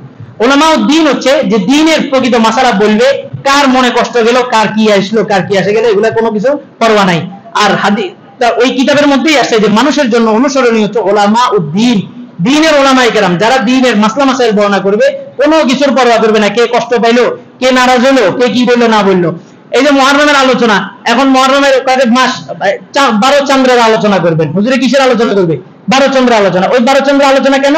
বলে যে আমি তো সুদ খাই, তো হুজুরে সুদের বিরুদ্ধে কথা বলতে পারবে না। আমি আমার বিবির সাথে খারাপ আচরণ করি, হুজুর এটা কথা বলতে পারবে না। আমি অমুক দল করি, অমুক দল তো ভ্রান্ত, অমুক দলের ব্যাপারে হুজুর কোনো কথা বলতে পারবে না। এই জন্য হুজুরের সাজেশন দেখো, হুজুর আপনি একটু 12 চাঁদের আলোচনা করিয়েন, চাঁদ ভিত্তিক আলোচনা করিয়েন। আচ্ছা বলেন, মুহররম, রমজান, জিলকদ, জিলহজ, এই 4 মাস ছাড়া অন্য মাসে কি আলোচনা আছে? ওই বসে বসে কিচ্ছা কাহিনী কমে এগুলো আপনাদের ভালো লাগবে নাকি? এখানে বসছি, এখানে উম্মতের ইমানের দায়িত্ব নিয়ে এখানে বসছি। আপনাদেরকে কাউকে জিজ্ঞেস করা হবে না যে ইমাম কি করছে, ইমাম কি বলছে, কিন্তু আপনারা সারাক্ষণ ব্যস্ত হয়ে গেছেন ইমাম কি বললো, ইমাম কেন বললো। কিন্তু আমাকে জিজ্ঞেস করা হবে প্রতিটা মুসল্লির ব্যাপারে, যে মুসল্লির আকীদাগত যে সমস্যা ছিল, তুমি এটা ট্রিটমেন্ট কি করছিলা। এই কারণে এখানে আলোচনা হবে, প্রেক্ষাপট নিয়ে আলোচনা হবে। এই যে আজকে মুহররমের আলোচনা হইলো, মুহররমের প্রেক্ষাপট নিয়ে আলোচনা হলো, বিভিন্ন বিষয়গুলো নিয়েও আলোচনা হবে। গত সপ্তাহে আলোচনা গেছিল যে শুকরানা মাহফিল নিয়ে আলোচনা করছিলাম, স্বীকৃতি, আমরা যে স্বীকৃতি নিয়েছি। আপনি বিশ্বাস করবেন কিনা জানেন না, আমাদের কওমের ইতিহাসে কখনো প্রশ্ন ফাঁস হয়েছে এই রেকর্ড আমাদের কওমের ইতিহাসে নাই, কিন্তু যেই বছর আমরা স্বীকৃতি নিছি ওই বছরই সর্বপ্রথম আমাদের কওমি মাদ্রাসার প্রশ্ন ফাঁস হয়েছে। এখন প্রশ্ন ফাঁস হয়েছে না, 33 থেকে দিয়ে 46 পর্যন্ত বিসিএস ক্যাডার যারা দিয়ে বের হয়েছে 105 জনের লিস্টটি আবেদ আলী জমা দিয়েছে। এবার টানাটানি লাগছে, দেখা গেছে বিভিন্ন জায়গার বড় বড় অফিসার এরা ওই দুর্নীতি করে ফাঁস করে আসছে। নাম কি দিয়েছে? আবেদ আলী। নামাজের ছবি, বিভিন্ন কিছু ছবি দিতেছে আবেদ আলী। তো নামের ভিতরে কিছু নেই, নামের বড়াই করো না কো নাম দিয়ে কি হয়, নামের মাঝে পাবে না কো সবার পরিচয়। নাম দিছে আবেদ আলী, কিন্তু কাম করছে সব ইবলিস আলীর। তো এই সমস্ত ঘটনাগুলো এখানে আলোচনা হবে। আর নৈতিকতার আলোচনা যখন হবে না, একটা রাষ্ট্রের অবকাঠামো তখন দুর্বল হয়ে যায়। আর এদের মূল টার্গেট হচ্ছে আমাদের সিলেবাসে হাত দেওয়া। এই বিষয়গুলো নিয়ে আলোচনা করলে কোনো আলোচনা হয়তো আপনার কাছে খারাপ লাগতে পারে, আপনি শুধু মনে মনে এতটুকু বলবেন যে তোর খারাপ লাগতেছে, তার মানে আসলে তোর মনে সমস্যা আছে। কেউ যদি বলে যে বিরিয়ানি খাইলে আমার বমি হয়, তার মানে কি বিরিয়ানিতে সমস্যা না আমার সমস্যা? আমার সমস্যা। তো আলোচনা কোনো আলোচনা আমরা ভুলতে চাইতেও পারে। তো এখানে হচ্ছে মনের ট্রিটমেন্ট। আপনারা কেটে গেছে, ডাক্তার প্রথম আপনাকে কি দিয়েছে? সেভলন দিয়েছে, এটা দিয়েছে, ওটা দিয়েছে, বায়োটিন দিয়েছে। আর আপনি যদি কোন জ্বলতেছে, এটা চিকিৎসা করাবো না, আপনার এখান থেকে ক্ষত আরো বাড়তে থাকবে। আপনার যে জিনিসটা মনের মধ্যে জ্বলবে আপনি বলবেন যে এটা ট্রিটমেন্ট হওয়া দরকার, মন এটা তো ট্রিটমেন্ট হওয়া দরকার। এখানে আসবেন, আমার কোনো দলের পরিচয় নেই, আমার বাপ দাদাদের বড় বড় সাইনবোর্ড আছে, আমি ওই সমস্ত সাইনবোর্ড এখানে আজ পর্যন্ত উল্লেখ করিনি। বড় বড় সাইনবোর্ড, ওই সাইনবোর্ড দিয়ে তো আমার আখিরাতের নাজাত পাওয়া যাবে না। এখানে বসছি আপনাদের ইমানের, আমি কোন দলের দালালি করি না। সুতরাং আমার বক্তব্য যদি আপনার কোন নির্দিষ্ট দলের বিরুদ্ধে যায়, আপনার বুঝতে হবে যে হুজুর যেটা বলছে ওটা কোরআন হাদিসের আন্ডারেই বলছে, আমার দলের ভিতরে যে কাজটা হইতেছে এটা কোরআন হাদিসের বাহিরেই হইতেছে। আল্লাহ তাআলা আমাদের সবাইকে আমল করার বুঝার তৌফিক দান করুন। যারা ক্বাবলা জুমার সুন্নাত আদায় করে নিয়ে চেষ্টা করছেন।